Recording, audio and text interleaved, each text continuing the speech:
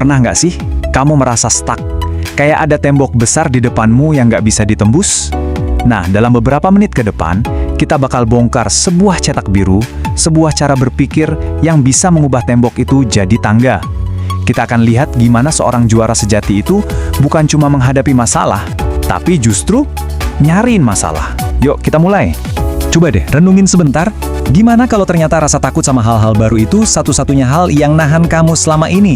Kita akan lihat gimana seorang anak muda justru lari ke arah tantangan dan ngebuktiin kalau zona nyaman itu cuma tempat buat mimpi-mimpi jadi basi. Oke, kita langsung masuk ke intinya ya. Akar dari semua pencapaian yang keren itu adalah cara kita ngelihat masalah. Bukan sebagai nasib sial, tapi sebagai sebuah teka-teki yang seru. Dan buat mecahinnya, kita butuh dua hal. Kerangka kerja yang logis, dan yang paling penting, pola pikir yang selalu haus buat tumbuh. Ini bukan bakat loh ya, ini adalah skill yang bisa banget dilatih. Nah, kutipan ini nih intisarinya. Ini adalah filosofi yang mengubah total cara kita merespons kesulitan. Jadi, bukan yang lihat masalah sebagai tanda kelemahan atau kegagalan, pola pikir ini justru melihatnya sebagai ibaratnya sesi nge-gym. Latihan buat nguatin diri kita, buat naik ke level berikutnya. Yang menarik di sini tuh kontrasnya tajam banget. Di satu sisi, ada fixed mindset yang seolah-olah membangun tembok di sekeliling keahliannya. Oh, saya anak hukum, ya udah tantangannya harus soal hukum. Tapi di sisi lain ada growth mindset. Dia ngelihat keahliannya itu bukan tembok, tapi pondasi.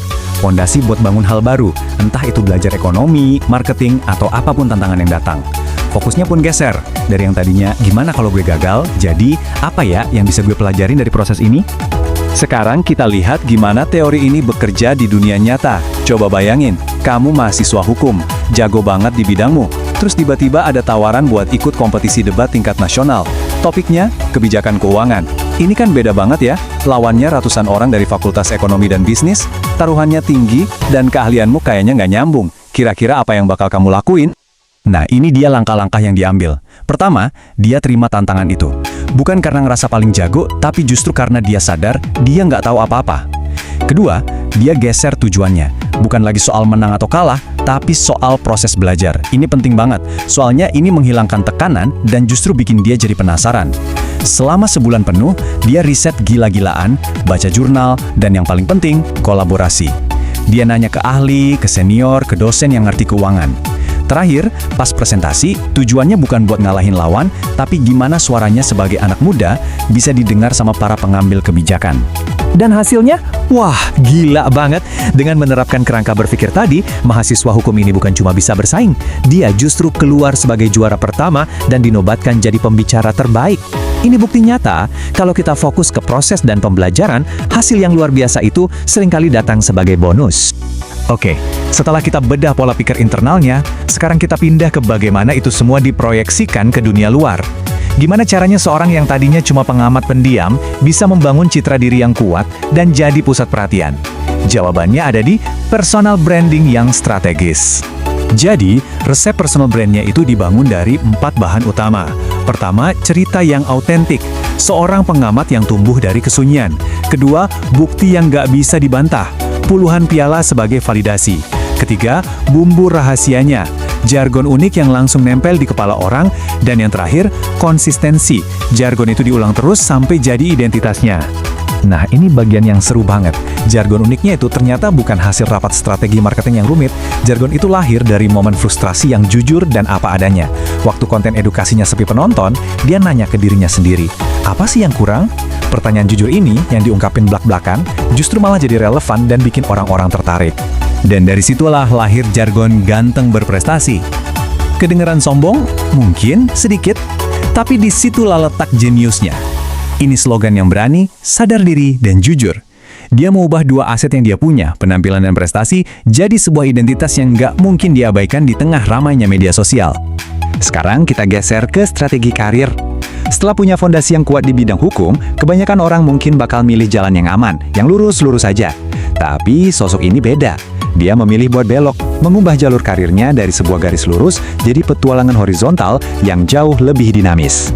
Ini pertanyaan penting yang sering dihadapi banyak profesional muda. Kenapa sih ninggalin jalur yang udah jelas, misalnya jadi pengacara hebat, buat nyebur ke dunia pembuatan konten yang penuh ketidakpastian? Jawabannya simpel, jalur yang lurus itu jadi terlalu gampang ditebak. Ketika tantangannya mulai hilang, dia merasa harus cari lautan baru untuk ditaklukkan. Slide ini nggambarin perjalanannya dengan sangat jelas. Dari seorang ahli debat hukum, dia pakai pola pikir problem solvingnya buat menang kompetisi studi kasus bisnis. Kemenangan itu ngebuka pintu buat dia masuk ke dunia marketing di salah satu perusahaan FMCG terbesar. Setiap langkahnya jadi batu loncatan, di mana skill dari satu bidang dipakai buat ngebuka pintu di bidang lain. Sampai akhirnya, dia mutusin buat jadi kreator konten penuh waktu. Nah, inilah yang disebut jalur karir horizontal. Ini adalah pendekatan modern yang lebih mentingin pertumbuhan dan kemampuan adaptasi.